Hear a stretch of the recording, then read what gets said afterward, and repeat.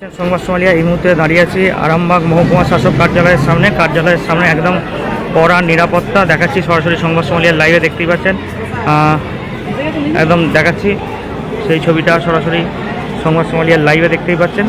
আজকে আরামবাগ মহকুমা শাসক কার্যালয়ে আরামবাগ মহকুমার তৃণমূলের 3 প্রার্থী, গোঘাট, আরামবাগ ও খানাকুলের 3 প্রার্থী কিন্তু মনোনয়নপত্র আরামবাগ মহকুমা শাসক কার্যালয়ের সামনে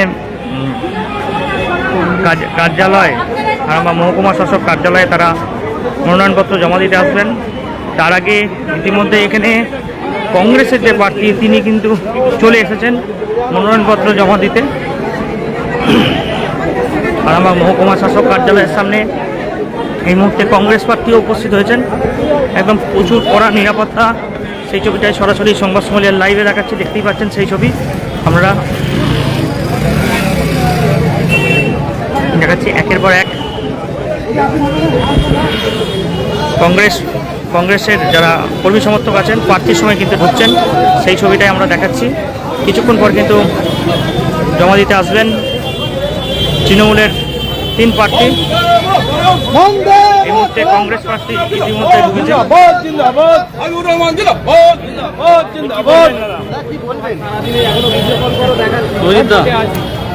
কি বলবেন আজকের দিনটা নিয়ে?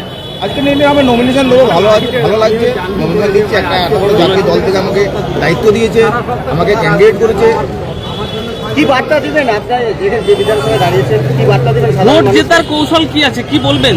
ভোট তোলার রাজনীতির ব্যাপার আছে, রাজনীতি রণকৌশল অনেক রকম আছে। উন্নয়ন নিয়ে কি ভাবছেন, কি করার ইচ্ছা আছে? স্বাস্থ্য, শিক্ষা, খাদ্য, নদী ভাঙন, রাস্তাঘাট এবং সর্বশান্ত চাষিদের এসআইআর নিয়ে বলবো। এসআইআর নিয়ে এসআইআর নির্বাচন কমিশন বিজেপির হয়ে কাজ করছে। সিও দপ্তরটা বিজেপির দপ্তর হয়ে গেছে। অনেক মানুষ তো ভোটাধিকার হারিয়েছে, ইতিমধ্যে ডিলিটেড নাম আছে, তারা কিভাবে ভোট দেবে, তাদের নিয়ে কি ভাবছেন? তাদের নিয়ে আমাদের অলরেডি দল বিভিন্ন জায়গায় ক্যাম্প খুলেছে, সেই ক্যাম্পে নাম চলছে এবং কালকেই প্রথম একজনকে দেখা হয়েছে, তার কোনো কাগজপত্র দেখাতে পারেনি আরও ফারাক্কা, তার নাম সঙ্গে সঙ্গে তুলতে হয়েছে। আমাদের দল কাজ করছে, আমাদের দল সুপ্রিম কোর্টে গেছে, বৈধ ভোটারের একজনের নাম যাতে বাদ না যায়।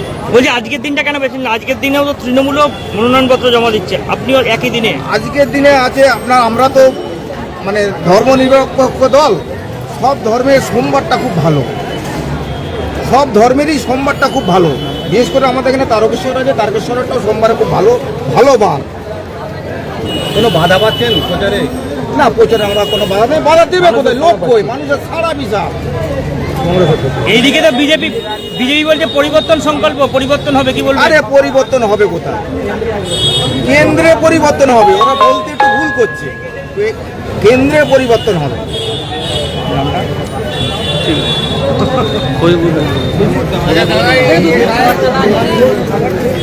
এই মুহূর্তে পুরসুরার প্রার্থী তিনি কিন্তু এখানে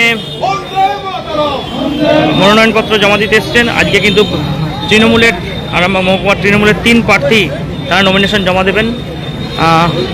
আমরা আরও একবার একটা জিনিস বুঝি, দাদা পুরসুরার প্রার্থী উনি কি মনে হচ্ছে? পুরসুরায় তো বিমান ঘোষ বিজেপির বিধায়ক ছিলেন, আবার পুনরায় দাঁড়িয়েছেন, এবং পার্থ হাজারি তিনিও দাঁড়িয়েছেন। আপনারা কতটা ভোট পাবেন? দেখুন, আমাদের পুরসুরা ব্লকের একদম পুরসুরা বিধানসভার ভূমিপুত্র হাবিবুর রহমান, যিনি পার্থ হাজারি, উনি আমাদের পুরসুরা ব্লকে বিধানসভা হতে পারে কিন্তু পুরসুরা ব্লকের মধ্যে নয়। এবং যে বিমান ঘোষ, উনি হচ্ছেন বহিরাগত প্রার্থী। আমাদের পুরসুরা আজকে একটাই দাবি, আমাদের আলু চাষি, আমরা চাষি ঘরের ছেলে, যাতে আলুর দাম বৃদ্ধি হয়। আমাদের যখন কংগ্রেস সরকার কেন্দ্রে ছিল তখন ইউপির আমলে 2010 সালে মনমোহন সিং, পি চিদাম্বরমের আমলে আমাদের বেনিফিট দিকে প্রত্যেক সমবায় দিকে আলু কেনার ব্যবস্থা করে দিয়েছিল। তখন এখানে ছিল সিপিএম। আমাদের কংগ্রেস কোথায়, কোন রাজ্যে কোন দল আছে দেখে না, কোন রাজ্যে কে ক্ষমতাকে দেখে না। কংগ্রেস শুধু দেখে মানুষ কি করে উপকার হবে, মানুষের কি করে সমস্ত অভাব অভিযোগ মিটবে, আমাদের হচ্ছে এটাই কংগ্রেসের প্রকল্প। আপনার নাম দাদা? আমার নাম সজল ভৌমিক, আমি আরামবাগ সাংগঠনিক জেনারেল সেক্রেটারি অর্গানাইজার। উনি এর আগে কোন কোন সাংগঠনিক পদে ছিলেন?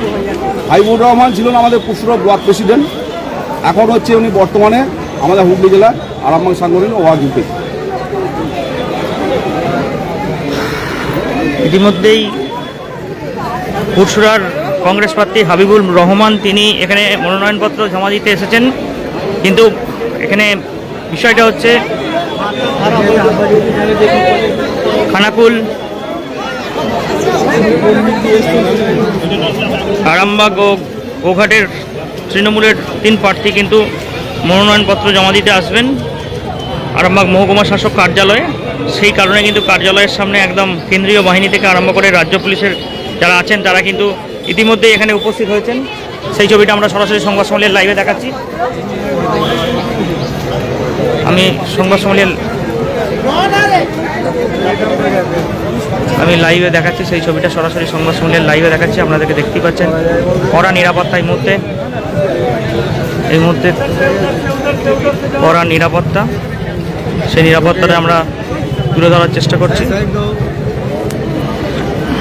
কিন্তু এই মুহূর্তে কংগ্রেস প্রার্থী কিন্তু এখানে মনোনয়নপত্র জমা দিতে আসছেন, দেখাচ্ছি সরাসরি লাইভে, দেখতেই পাচ্ছেন লাইভে। এই মুহূর্তে কংগ্রেস প্রার্থী তিনি ঢুকছেন আরামবাগ মহকুমা শাসক কার্যালয়ে মনোনয়নপত্র জমা দিতে। কেন্দ্রীয় বাহিনী একদম সামনে দেখতেই পাচ্ছেন, কেন্দ্রীয় বাহিনী কিন্তু এখানে উপস্থিত আছেন এবং রাজ্য পুলিশ তারাও আছেন। এখানে আরামবাগ থানার আইসি এবং আরামবাগের এসডিপিও তিনিও ছিলেন এবং তিনিও আছেন এই মুহূর্তে। সেই ছবিটাই আমরা সরাসরি লাইভ দেখাচ্ছি, সংবাদ সম্মেলনের লাইভ। সমস্ত দিকে কিন্তু ব্যারিকেড করে দেওয়া হয়েছে। এখন আজকে কিন্তু তৃণমূল শক্তি প্রদর্শনের করবে আরামবাগ শহর জুড়ে তারা পদযাত্রা সহকারে নমিনেশন পত্র জমা দিতে আসবেন। তার আগে কড়া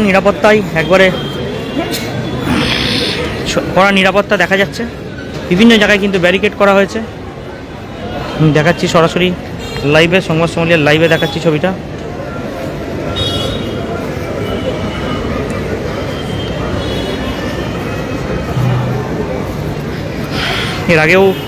এর আগের দিন যখন বিজেপি মনোনয়নপত্র জমা দিতে এসেছিল, যেমন ব্যারিকেড করা হয়েছিল ঠিক তেমনই কিন্তু ব্যারিকেড করা হয়েছে, প্রতিটি জায়গায় কিন্তু ব্যারিকেড করা হয়েছে। এই মুহূর্তে দেখাচ্ছি ছবিটা, পুলিশ আটকাচ্ছে একজনকে, কিন্তু তিনি কথা শুনছেন না, কথা না শুনে ব্যারিকেড থেকে বেরিয়ে চলে আসছেন।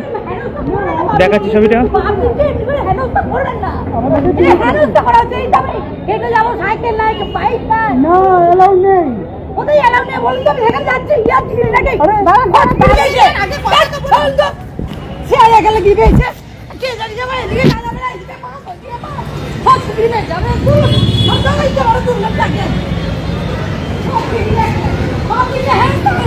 কি দিদি কি হয়েছে, সমস্যা কি? আটকে দিচ্ছে।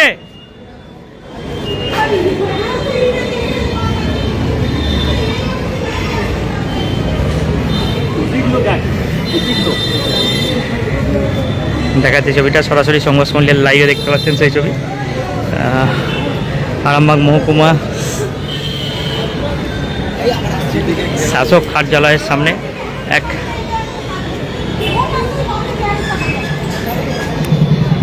উনি বলছেন ভোট আসছে আর পাবলিককে হেনস্থা করা হচ্ছে। এখানে আটকে দেওয়া হয়েছিল তাকে, সেন্ট্রাল ফোর্স এবং রাজ্য পুলিশ তাকে আটকে দিয়েছে এবং তিনি এখানে তার নাকি বিশেষ কাজ আছে, সেই কারণে তিনি রেগে গেছেন, যথেষ্ট পরিমাণে রেগে গেছেন এবং কারুর কথা না শুনেই তিনি কিন্তু ব্যারিকেড টপকে ঢুকে পড়েছেন। তার কাজ আছে, সেই কারণেই।